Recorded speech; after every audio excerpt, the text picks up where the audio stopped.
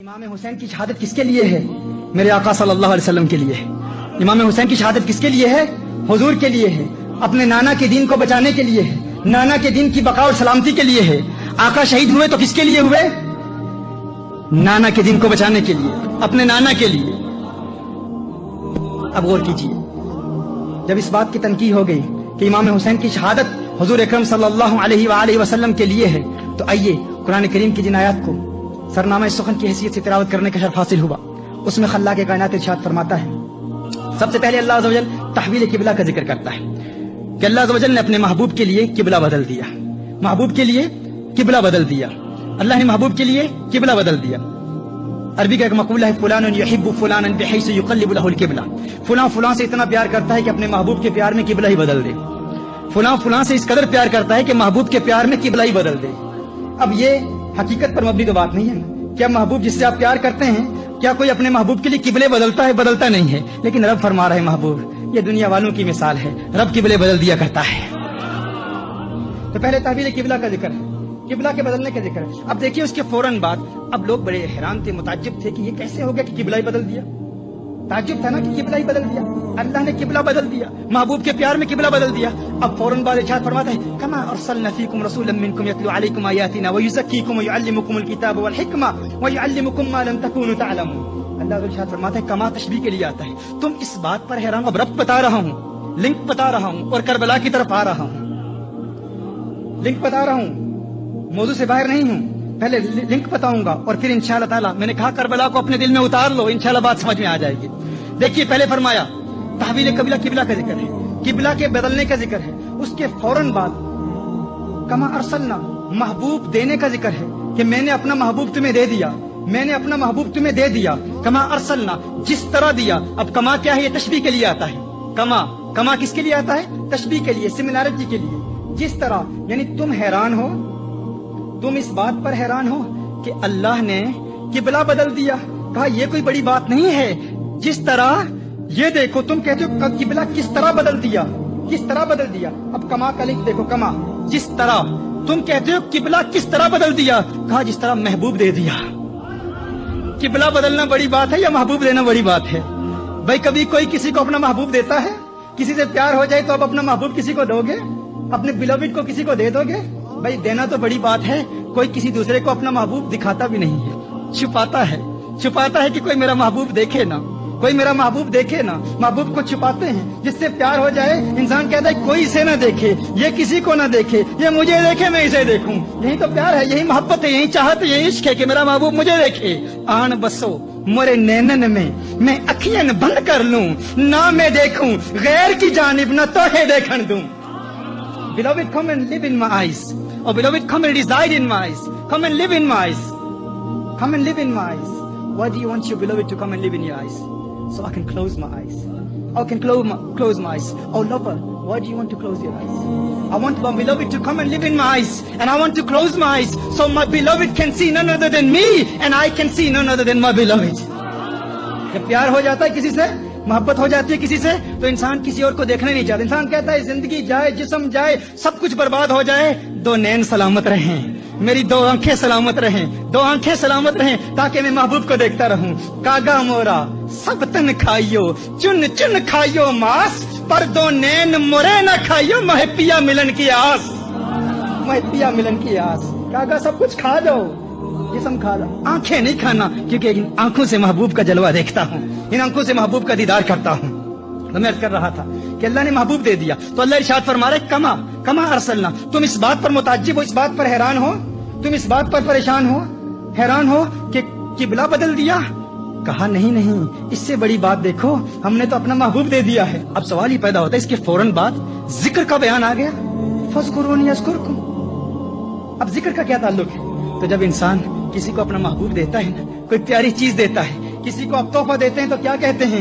جا یہ تحفہ لے لے، مجھے یاد رکھنا، بھولنا نہیں، جب بھی اس تحفے کو دیکھنا مجھے یاد کر لینا۔ اللہ نے اپنا محبوب دے دیا، فاذکرونی اذکرکم واشکروا لی ولا تکفرون۔ میں نے تمہیں اپنا محبوب دیا ہے، جا محبوب لے جا، مجھے یاد رکھنا، مجھے نہ بھول جانا۔ اور محبوب کی تعظیم کی صورت میں جب تو مجھے یاد کرے گا تو تیرے درجات کی بلندی کی صورت میں تیرا چرچا کروں گا، میں تیرا چرچا کروں گا۔ اب سوال پیدا ہوتا ہے کہ فوراً اس کے بعد اللہ عز و جل فوراً اس کے بعد کیا فرماتا ہے؟ استعینوا بالصبر والصلاۃ. اب نماز کا ذکر کہاں سے آ گیا؟ فوراً صبر کا ذکر کہاں سے آ گیا؟ اب صبر کیا ہے؟ طلاب العلم جانتے ہیں کہ صبر یہاں ابتداءً مصیبت پر دلالت کرتا ہے. اب جانتے ہیں محذوف مقدر اور مقتدا کا فرق کیا ہے. یہاں شریعت کا تقاضا بھی ہے، لغت کا تقاضا بھی ہے، عقل کا تقاضا بھی ہے کہ یہاں مصیبت مقتدا ہو. یعنی صبر اسی وقت کیا جاتا ہے جب مصیبت آتی ہے. جب مصیبت آتی ہے تو صبر کیا جاتا ہے. یعنی گویا اللہ ارشاد فرما رہا ہے کہ جب میں نے تمہیں اپنا محبوب دے دیا، میرا محبوب ملے گا، تجھے اللہ یاد آئے گا، اللہ کا ذکر تو کرے گا، لیکن یاد رکھنا اس ذکر میں پھر مصیبتیں بھی آئیں گی، تکلیفیں بھی آئیں گی. اس ذکر میں پھر تکلیفیں بھی آئیں گی. فرمایا جب یہ تکلیفیں آئیں گی، مصیبتیں آئیں گی، استعینوا بالصبر والصلاۃ، پھر صبر سے مدد طلب کرنا اور نماز سے مدد طلب کرنا. صبر سے مدد حاصل کرنا اور نماز سے مدد حاصل کرنا. پھر اس کے فوراً بعد ارشاد فرمایا وَلَا تَقُولُوا لِمَنْ يُقْتَلُ فِي سَبِيلِ اللَّهِ أَمْوَاتٌ. اب یہاں پر شہداء کا ذکر کیوں آ گیا کہ جو اللہ کی راہ میں قتل کیے جائیں انہیں مردہ نہ کہو. اللہ ارشاد فرما رہا ہے. اب رب دیکھیے، تعلق دیکھیے. اللہ ارشاد فرما رہا ہے کہ مت سمجھنا کہ صبر کرتے رہو گے تو مصیبت ٹل جائے گی. کبھی کبھی ایسا وقت بھی آتا ہے کہ انسان صبر کرتا رہتا ہے، لیکن صبر کرتے ہوئے اس کی موت بھی واقع ہو جاتی ہے. لیکن اس موت سے نہ ڈرنا، یہ نہ سوچنا موت آ جائے گی، مر جاؤں گا. کہا وَلَا تَقُولُوا لِمَنْ يُقْتَلُ فِي سَبِيلِ اللَّهِ أَمْوَاتٌ. ہر شہید زندہ ہے، مردہ نہیں ہوتا. شہید تو زندہ ہوتا ہے، شہید مرتا نہیں ہے، شہید مرتا نہیں ہے. اب شہید کا ذکر، اب رب سمجھ میں آ گیا، لنک سمجھ میں آ گیا. تحویل قبلہ، محبوب کا دیا جانا، محبوب کے دیے جانے کے بعد ذکر کے بعد استعانہ بالصلاۃ والصبر. اب آگے بڑھتے ہیں. پھر اس کے بعد چند آزمائشوں کا ذکر کیا. وَلَنَبْلُوَنَّكُمْ بِشَيْءٍ مِّنَ الْخَوْفِ وَالْجُوعِ وَنَقْصٍ مِّنَ الْأَمْوَالِ وَالْأَنفُسِ وَالثَّمَرَاتِ، کہ پھر ہم تمہیں آزمائیں گے، کبھی مال کے نقصان سے، کبھی جانی نقصان سے، کبھی بھوک سے، کبھی پیاس سے، کبھی خوف سے. اب غور کریں.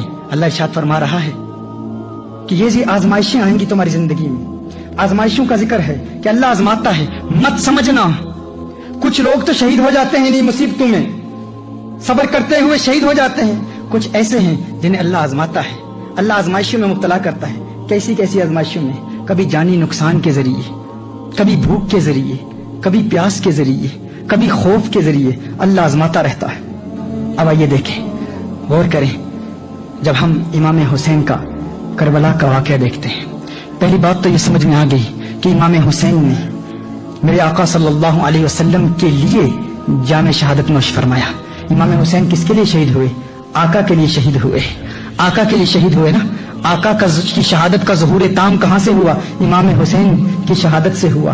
امام حسین کی شہادت کو اگر ہم بنظر غور دیکھیں، امکانہ نگاہ سے سمجھنے کی کوشش کریں تو خدا کی قسم ہم دیکھتے ہیں کہ تاریخ انسانی میں کوئی ایک شخص بھی آپ کو ایسا نہیں ملے گا، کوئی ایک فرد بھی ایسا نہیں ملے گا جسے تمام آزمائشوں میں مبتلا کیا گیا ہو. اللہ عز و جل نے قرآن کریم میں اپنے بندوں کو آزمانے کی جتنی بھی صورتیں بیان کی ہیں، وہ ساری صورتیں ہمیں امام حسین کی شہادت میں ملتی ہیں.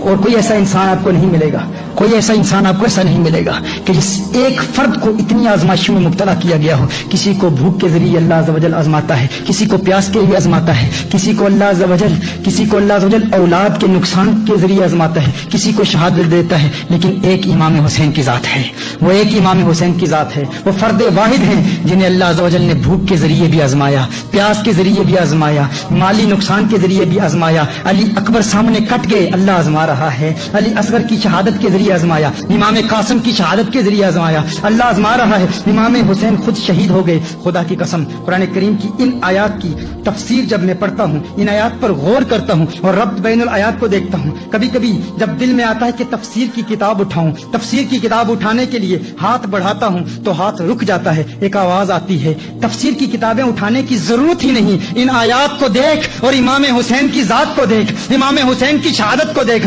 رب کعبہ کی قسم امام حسین کی ذات از خود قرآن کریم کی ان آیات کی چلتی پھرتی تفسیر نظر آتی ہے. The martyrdom of Imam Hussein, sacrifices of Imam Hussein, the entire life of Imam Hussein. It seems as if Imam Hussein himself is a walking, talking tafsir of these verses of the Quran. He himself is a commentary of these Quranic verses. His zat, his martyrdom, his sacrifice itself is a tafsir of these Quranic verses. اور پھر یہ میرے امام کا مقام ہے یہ میرے امام کا مقام ہے. خدا کی قسم اللہ عز و جل نے جو امام کو مقام دیا کہ قرآن میں آزمانے کی جتنی صورتیں اللہ نے قرآن میں بیان فرمائی ہیں وہ ساری امام حسین کی شہادت میں مجتمع نظر آتی ہیں. وہ اس لیے کیونکہ امام حسین کی شہادت رسالت مآب صلی اللہ علیہ وآلہ وسلم کی شہادت کا ظہور ہے. اور کوئی ایک آزمائش بھی باقی رہتی تو میری آقا صلی اللہ علیہ وسلم کی شہادت کا ظہور تام نہ ہوتا، کیونکہ یہ آقا صلی اللہ علیہ وسلم کی شہادت ہے، یہ آقا صلی اللہ علیہ وسلم کی شہادت کا ظہور ہے. اسی لیے میں کہتا ہوں کہ میرا امام حسین یہ وہ در یکتا ہیں کہ خدا کی قسم صرف کائنات، پوری کائنات میں کوئی اور امام حسین کی طرح آپ کو نہیں ملے گا. پوری کائنات میں یہ ایک ہی نگینہ ہے امام حسین، ان جیسا کوئی دوسرا نہیں ہے. یہی وہ مجاہد ہے، یہی وہ مرد کلندر ہے کہ جس نے میدان میں یزید جیسی طاقت کو للکارا. دلاوروں میں فرد ہے یہ کیسا شیر مرد ہے، دلاوروں میں فرد ہے یہ کیسا شیر مرد ہے کہ جس کے دبدبے سے دشمنوں کا رنگ زرد ہے. دلاوروں میں فرد ہے یہ کیسا شیر مرد ہے کہ جس کے دبدبے سے دشمنوں کا رنگ زرد ہے. یہ بالیقین حسین ہے، یہ بالیقین حسین ہے، یہ بالیقین حسین ہے. نبی کا نور عین ہے جبھی تو اس کے سامنے یہ فوج گرد برد ہے، جبھی تو اس کے سامنے یہ فوج گرد برد ہے. یہ بالیقین حسین ہے، نبی کا نور